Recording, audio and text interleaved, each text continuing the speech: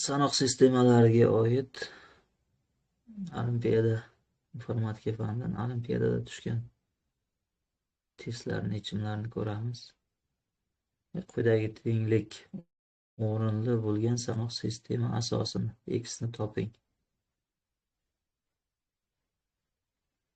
Buni x ning darajalariga ko'paytirib ochamiz.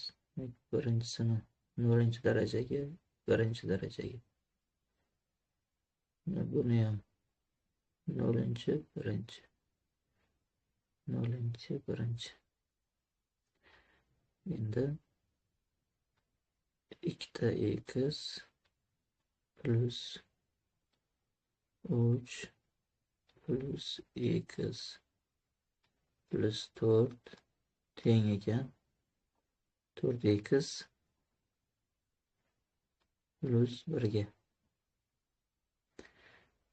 Endi ma'lumlar bir tomonga, noma'lumlar bir tomonga o'tkazsak, bu tomonda 3x, bundan ayirsak x qoladi. X teng. Endi 3 ga 4 ni qo'shsak 7, 1 ni ayirsak 6. Demak, 6lik sanoq sistemasida amallar bajarilgan ekan. Endi buni boshqacha takma-tak usulda ham aniqlab olishimiz mumkin edi. Mana bu boshqa usulda 23 soni x'lik sanoq sistemasida shunga qo'shayapmiz 14 ni. Ikkalasini qo'shsak 7 ligimizda 1 javob olingan. 7 ni qanday songa bo'lsak, qoldig'imiz 1 bo'ladi. Shuni hisoblasak ham bo'ladi. Variantlardan kelib chiqib. 5 ga bo'lsak, qoldig'i 2 bo'lib ketardi. Bu javobni olmasdik. 8 ga bo'lsak, qoldiq 7 ni o'zi bo'lib qolardi. Buni ham olmasdik. 7 ga bo'lsak, qoldiq 0 bo'lib qolardi. Buni ham olib bo'lmasdi. 6 ga bo'lsak, qoldig'imiz 1 bo'lib turib, mana shu javob to'g'ri bo'ladi. Keyin natija 3 bo'ladi, bir yotdagi bilan 4. Demak, hisob kitobimiz 6lik sanoq sistemasida bajarilgan ekan. Keyingi misolda ham noma'lum x ni toping.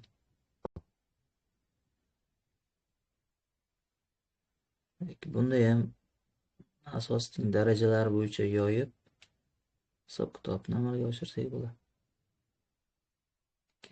0-si, 1-si kvadrat. 0-chi, 1-chi kvadrat. O'zi o'nlik sanoq sistemasida turibdi, bunga shart emas. 3 ko'paygan 25 plus 5x plus 1 qo'shamiz.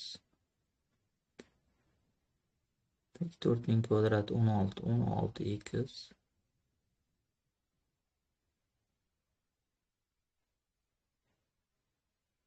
plus 4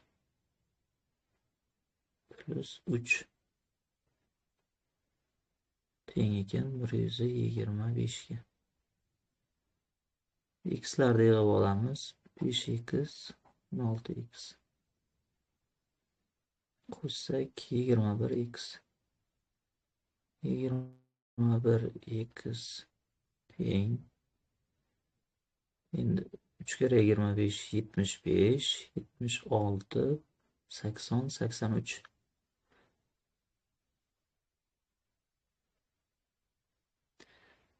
Demek 125 minusdan 80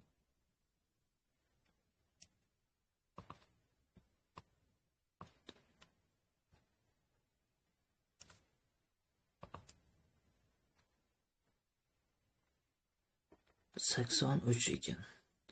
Ayirib olamiz. 2 42. 21 ga bo'lib bersak 42 ni x teng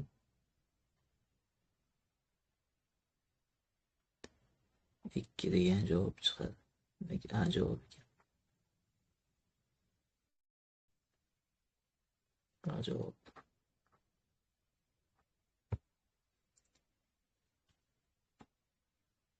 Keyingisi o'tkazishni bajaring. 5 butun davrda 3 sonini 8lik sanoq sistemasiga o'tkazishimiz kerak.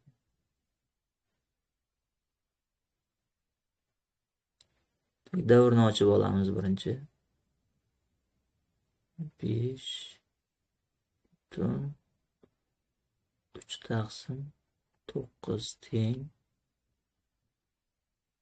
5 butun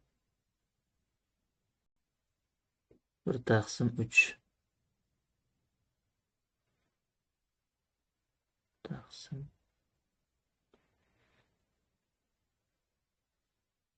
1 taqsim 3 ekan. Endi shuni 8lik sanoq sistemasiga o'tkazishimiz kerak. Bunda butun qismini alohida, qoldiq qismini alohida o'tkazamiz. Demak, butun qismini o'tkazsak, 5 ni 8lik sanoq sistemasiga 10 likdan 8 ga o'tkazsak, 5 ning o'zi bo'ladi, chunki 8 dan kichkina. 5 soni 10 likda teng 5 ga 8 likda. Endi kasr qismini o'tkazamiz.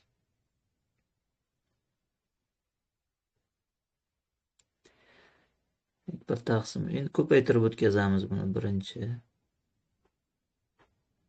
1 taqsim 3 ko'paygan 8 teng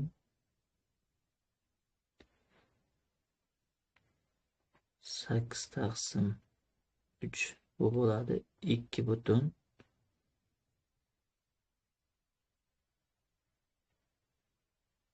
2 taqsim 3. Demak, butun qismini ayirib olamiz. Yana qoldiq bilan ishlaymiz endi.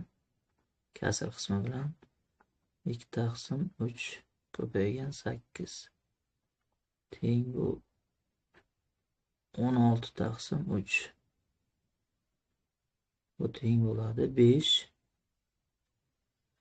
5 butun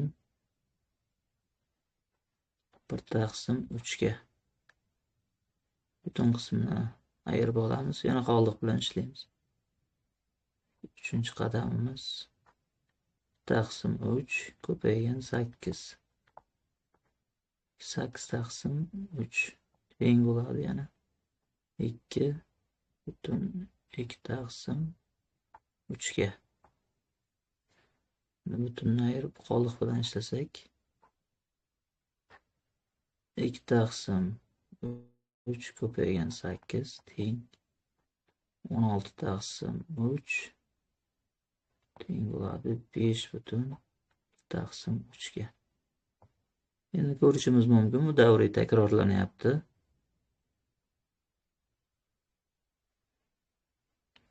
Davriy takrorlanganligi hisobiga mana bunday 0 butun 25 25 25 va hokazo ketadi. Buni davrda olib yozishimiz mumkin. Ya'ni endi to'liqroq yozsak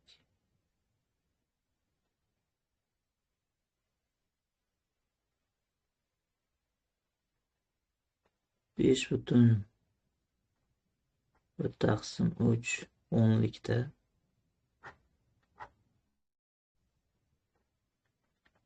teng bo'lar ekan. 5 butun